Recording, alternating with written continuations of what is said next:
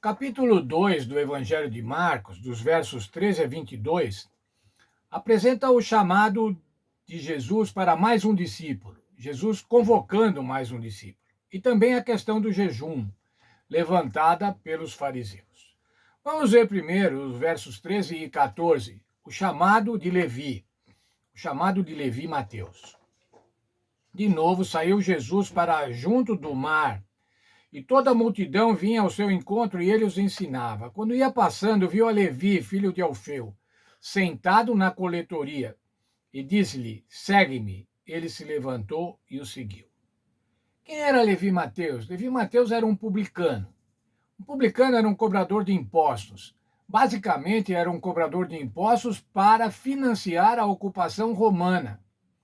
Ele cobrava impostos dos seus patrícios, ele tinha uma concessão para isso, cobrava impostos dos seus patrícios e entregava para Roma. Além de tudo, irmãos, como cobrador de impostos, ele cobrava mais do que era necessário e ficava com essa parte. Ele era um inimigo de Israel. Ele era um inimigo do povo, ele era considerado um pecador. Era uma pessoa com que ninguém queria ter amizade ou queria ter um relacionamento. E agora essa então foi a segunda controvérsia. A segunda controvérsia quer dizer, como é que alguém vai procurar para ser seu discípulo um coletor de impostos? Mas o que diz ainda? Ele se levantou e o seguiu. Mateus seguiu ao Senhor Jesus, tornou-se um discípulo do Senhor Jesus. Vou ler um texto da nossa lição. Na época de Jesus, os cobradores de impostos eram funcionários públicos que trabalhavam para o governo local ou para Roma. Eles eram impopulares entre os judeus que moravam na Judéia, porque cobravam mais do que o necessário e enriqueciam às custas de seus compatriotas.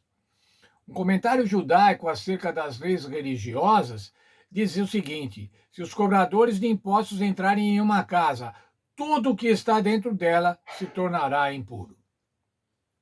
Veja, a simples presença de um cobrador de impostos, de um traidor nacional, de um corrupto dentro de uma casa, fazia com que tudo se tornasse impuro.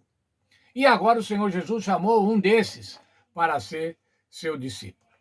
Mas ainda, vamos ver ainda a relação do Senhor Jesus com esses publicanos, a relação do Senhor Jesus com esses pecadores.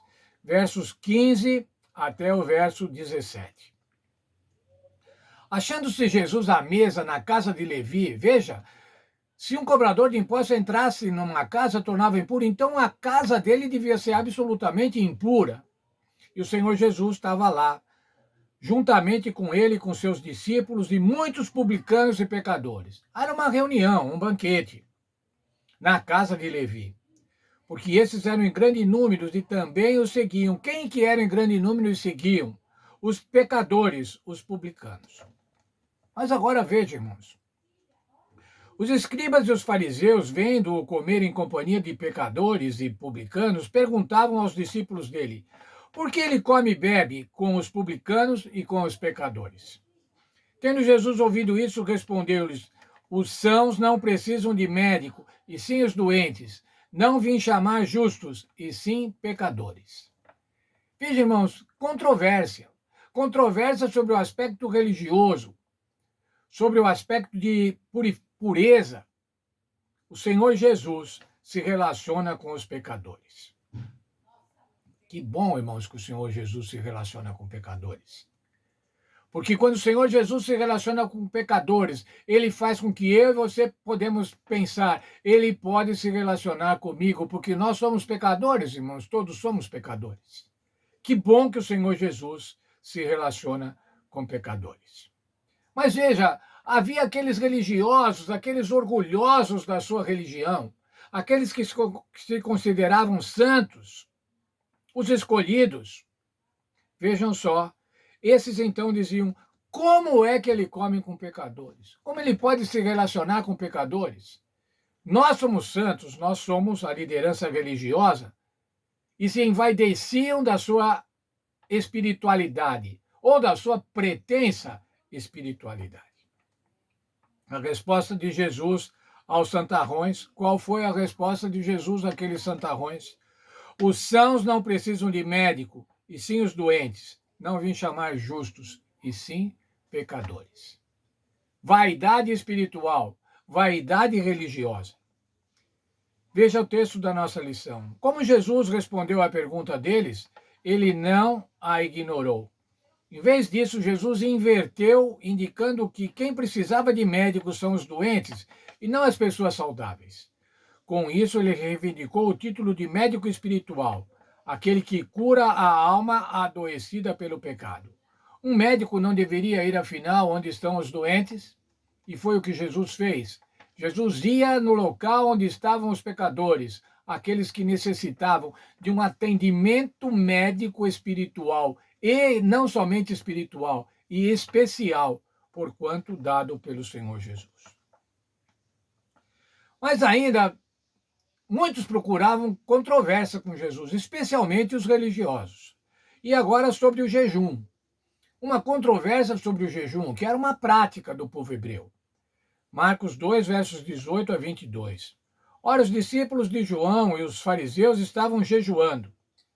Vieram alguns e lhe perguntaram: por que motivo jejuam os discípulos de João Batista, naturalmente, e o dos fariseus, mas os teus discípulos não jejuam? Por que eles não jejuam? Se o jejum era uma prática religiosa, era uma prática que João Batista estava ensinando também, era uma prática que os fariseus praticavam, por que é que eles não jejuam? Resposta do Senhor Jesus. Podem, porventura, jejuar os convidados para o casamento quando o noivo está com eles? Durante o tempo em que estiver presente o noivo, não podem jejuar.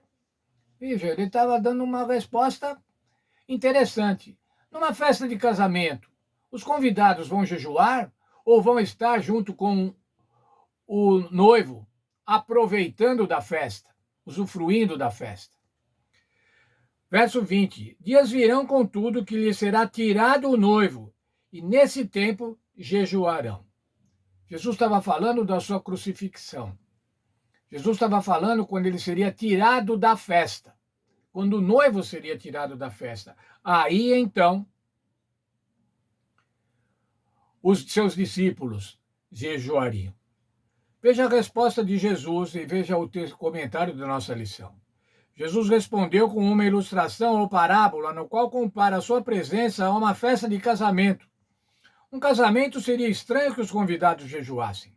Jesus, no entanto, predisse um dia em que o noivo seria tirado, uma referência à cruz. Então haveria bastante tempo para jejuar. Não era preciso jejuar estando na presença, estando convivendo com o Senhor Jesus. E veja ainda, continuando essa parábola, o Senhor Jesus disse: ninguém costura remendo de pano novo em veste velha, porque o remendo novo tira parte da veste velha e fica maior a rotura. Ninguém põe vinho novo em odres velhos. Ao contrário, o vinho romperá os odres, e tanto se perde o vinho como os odres. Mas põe-se vinho novo em odres novos. O contraste, irmãos, entre os ensinos de Jesus e o ensino da liderança religiosa de Israel. O que causava controvérsia? Pano novo, vinho novo, ou roupa velha em odres velhos, eram ensinos deturpados pelas tradições. Eram os ensinos que não eram mais ensinos bíblicos, mas eram ensinos de tradições, e que tornavam, então, a religião absolutamente opressora, a religião difícil, não uma religião de salvação, não uma religião de alegria. E agora, irmãos, qual tem sido a nossa atitude? Qual tem sido a nossa atitude? Nós que somos servos de Deus, nós que procuramos fazer a vontade de Deus, nós que procuramos guardar a lei de Deus, cuidado, irmãos, para que a nossa religião não se transforme em trevas espirituais. O que estava acontecendo com aqueles escribas, fariseus, sacerdotes eram isso. O empenho em em praticar a verdadeira religião. O empenho em não pecar. Uma preocupação absurda. Uma religião opressiva. Essa religião, que era para ser luz, estava se transformando em trevas espirituais. Isso acontecia com o povo de Deus. Isso acontecia com o povo escolhido de Deus. E eu quero, irmãos, deixar muito claro uma preocupação que todos nós devemos ter. Nós somos o povo de Deus. Julgamos ser o povo de Deus. Temos a verdade presente. Procuramos fazer a vontade de Deus. Temos o espírito de profecia. E agora, irmãos? Para que vai servir tudo isso? Vai servir para que nós tenhamos uma religião opressiva? Uma religião opressora? Uma religião que faça mal para as pessoas? Uma religião que se preocupe mais com os ensinos do que com as práticas?